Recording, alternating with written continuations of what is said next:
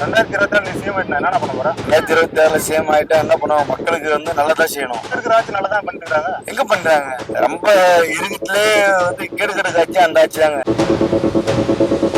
10 ஆண்டு காலம் அதிமுக ஆட்சி ஆண்டது, எதுவுமே செய்யல. இப்போது நல்லாதான் இருக்குது. இவரே மேலும் மேலும் வந்தா நல்லா இருக்கும். பசங்களெல்லாம் படிக்க வைக்கணும். ஏமானாக்கா முதல்ல மக்களுக்கு குழந்தைகளுக்கு படிப்பு வசனை மனிதனுக்கு தேவை. நான் சிஎம் ஆனாக்கா ஃபர்ஸ்ட் ஆஃப் ஆல் பார்த்தீங்கன்னாக்கா முதல்ல எல்லாருக்குமே எஜுகேஷன். 2026 நீங்க சிஎம் என்ன பண்ணுங்க? நான் சிஎம் ஆகிறதோட பெருகிற ஆட்சி நல்லாதான் இருக்குது. இப்போ பெருகிற அவரு மாதிரி யாரும் இப்போ பண்ண முடியாது. நல்ல அனுபவசாலி நல்லா இருக்குது. அவருக்கு மேலும் மேலும் நம்ம சிறப்பா செய்யணும். இந்த பீச் முன்ன எப்படி இருந்தது, எவ்வளோ அருமையா இருக்குது.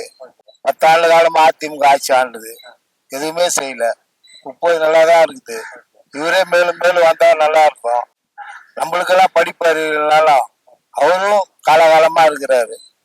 எங்களோட பவர் தான் அவங்களுக்கு சிறப்பா செய்யறாரு.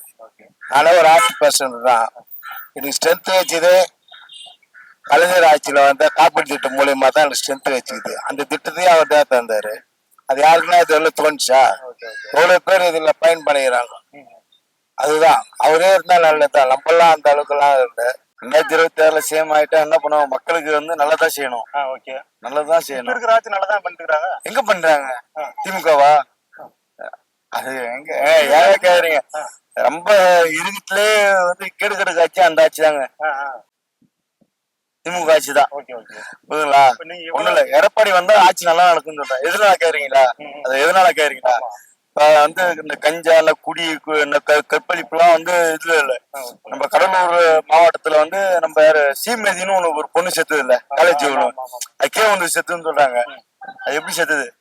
எப்படி செத்துதுன்னா இவங்க ஆட்சியில நடக்குதுன்னா கனிம சொந்தக்காரங்க புரியுதுங்களா? அவங்க ஆட்சி நடத்தினாலதான் இது பண்ணாங்க. அது செத்துட்டாங்க, கேஸா முடிச்சாங்க. இதே உதயநிதி பையன் எங்க வெளிநாட்டுல கெஸ்ட் அடிச்சாரு பட்ட பகல்ல. அது நியூஸ் பேப்பர்ல அது என்ன பண்ணாங்க? ஆட்சி முடியலையா? இதெல்லாம் கேட்ட இது எல்லாமே நடக்குதுதான் இது ஆட்சியில. இதே எடப்பாடி ஆட்சி நடந்து பாருங்க. சரி ஓகே. இப்ப நீ சிஎம் அதை சொல்லணும். சிஎம் அதான் இது இவங்க பண்ணத்தான் பண்ணுவோம், நல்லதான் பண்ணுவோம் மக்களுக்கு. மக்களுக்கு ஆமா, மக்கள் எல்லாருக்கும் என்ன பண்ண போற? எல்லாம் நல்லதாங்க பண்ணுவாங்க மக்களுக்கு. அதாவது நல்லதான் நோட்டு போக பாதி கொள்ளடிக்கு ஏற்றாம், பாதி மக்களுக்கு ஏற்றாம். நீ கொள்ளடிக்க போறேன்றியா? அப்புறம் அடிச்சுதான் ஆகணும். யாரும் பகுதியில அடிச்சுதான் ஆகணும். வேற ஒண்ணும் இல்ல. பாதி கொள்ள அடிச்சுட்டு பாதி மக்களுக்கு செஞ்சுட்டான். வேற வழி 50-50. ஆமா, நீ 50 கோடி, நான் 50 கோடி. அவ்வளவு மக்கள் எல்லாம் பிரிச்சு கொடுத்துருப்பாங்க. அவ்வளவுதான். நல்லா கூப்பிட்டு வச்சு அதான் செய்வாங்க. யாரும் சரி ஓகே. இவங்கெல்லாம் தலைமுறையா 50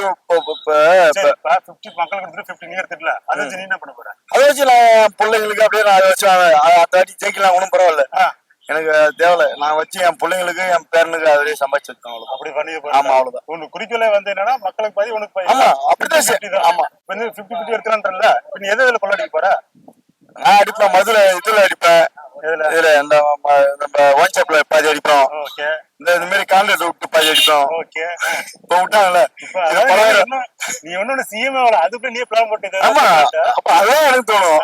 அவங்க என்ன மனசுல நினைச்சுக்கிறாங்க, அவங்க ஆயுத கொள்ளடிக்கிறாங்க. அவங்க பிளான் பண்ணி வச்சுக்கிறாங்க. அவங்க எல்லாத்தாலும் நீ புத்தகம் கொண்டு வர சரிமா போறது கிடையாது சொல்றேன். சிஎம் ஆனா இதெல்லாம் தூக்கலாம் முடியும். ஆமா, அதான் தூக்கிடும். ஆமா, அடுத்த 5 வருஷத்துல பெரிய இல்ல. அவ்வளவுதான். சரி ஓகே, சூப்பர்ண்ணா. நான் சிஎம் ஆனாக்கா ஃபர்ஸ்ட் ஆஃப் ஆல் பார்த்தீங்கன்னாக்கா முதல்ல எல்லாருக்குமே எஜுகேஷன். எல்லாரும் கல்வி.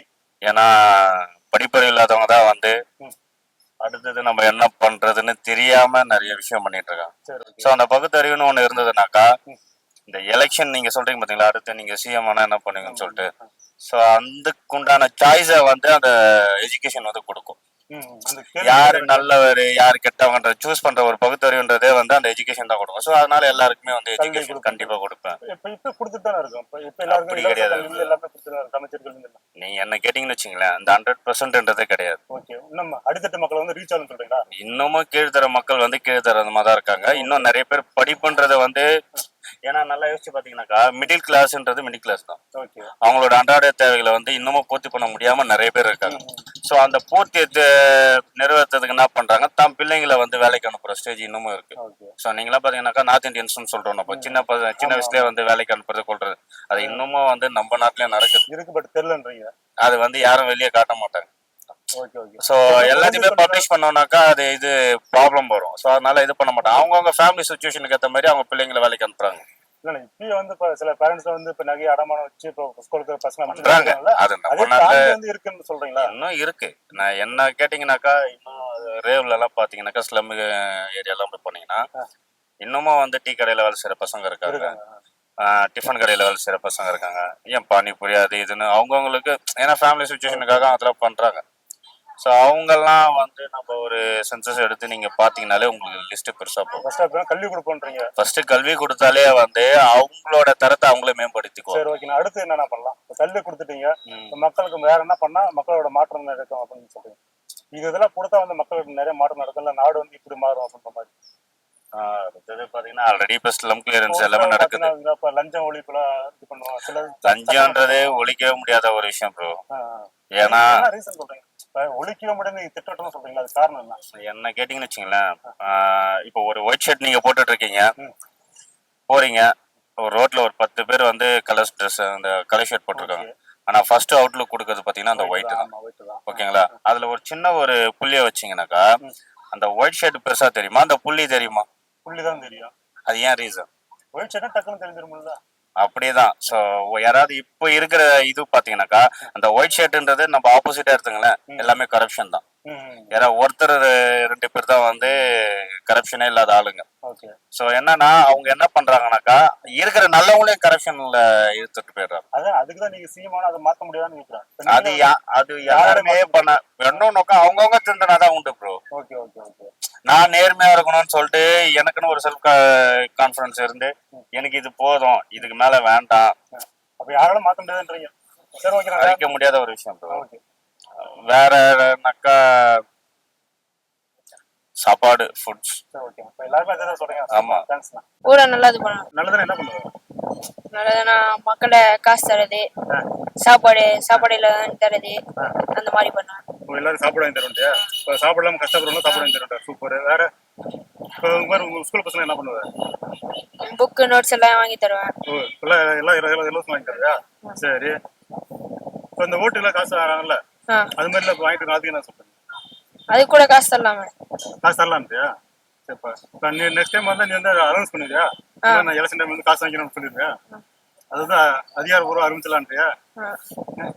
நீ என்ன சொல்ற? அப்படின்னா என்னது? எனக்கு ஒன்றும் தெரியாது. அப்படிதானே? என்ன எதுவும் கேட்காதீங்க. கேட்கட்டு நீ வா அப்படின்றாரு. நீ சொல்லு என்ன பண்ணலாம்? நம்ம 2026 நீ தான் சிஎம், என்ன பண்ணலாம்? நீயே சொல்லு. உங்களுக்கு ஒரு பெருசா வீடு கட்டலாமா, இல்ல மென்ன பீச்ல பக்கத்துல உங்களுக்கு ஒரு வீடு கட்டலாமா? நீ டெய்லி வந்து வந்துட்டு போறதுக்கு. ஆம்பளைக்கெல்லாம் எல்லாருக்கும் சாப்பாடு போடணும். ஓகே.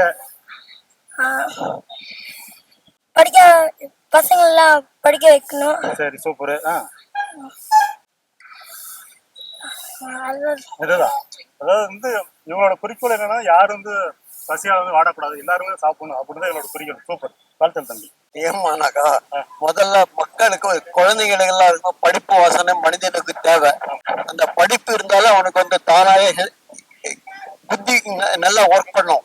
அதை தவிர வந்து இதுல நம்ம கொள்ளை அடிக்கணும் அதுல கொள்ளை அடிக்கணுன்ற எண்ணங்கள் போகாது. மக்களுக்கு நல்ல ஒரு எண்ணம் படிச்சால் இருந்தால படிப்பை நல்லா கொடுக்கும். ஆனா உழைப்பை வந்து மேன்மைப்படுத்துக்கு நிறைய இது இன்னைக்கு ஆட்சி நடக்கிறது வந்து நிறைய வந்து வெளிநாட்டுல இருந்து தொழில் இது செய்யறதுக்கு நல்லது செய்யறாங்க.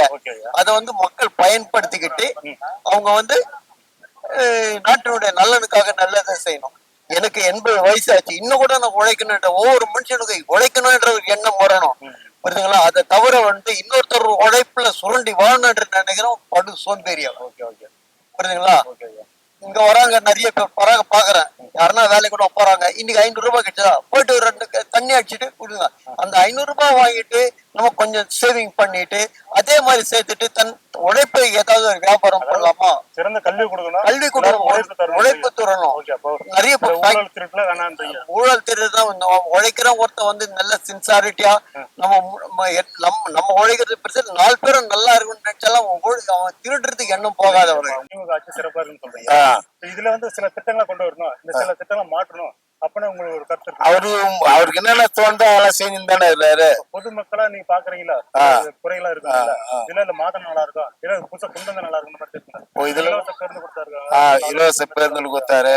இப்போ பஸ்ஸுல வந்து படிக்கிற பசங்களுக்கு தனியா பஸ் விட்டு அவங்களுக்கு ஒவ்வொரு ரூட் மூலியமா பஸ் விட்டா நல்லா அருமையா இருக்கும்.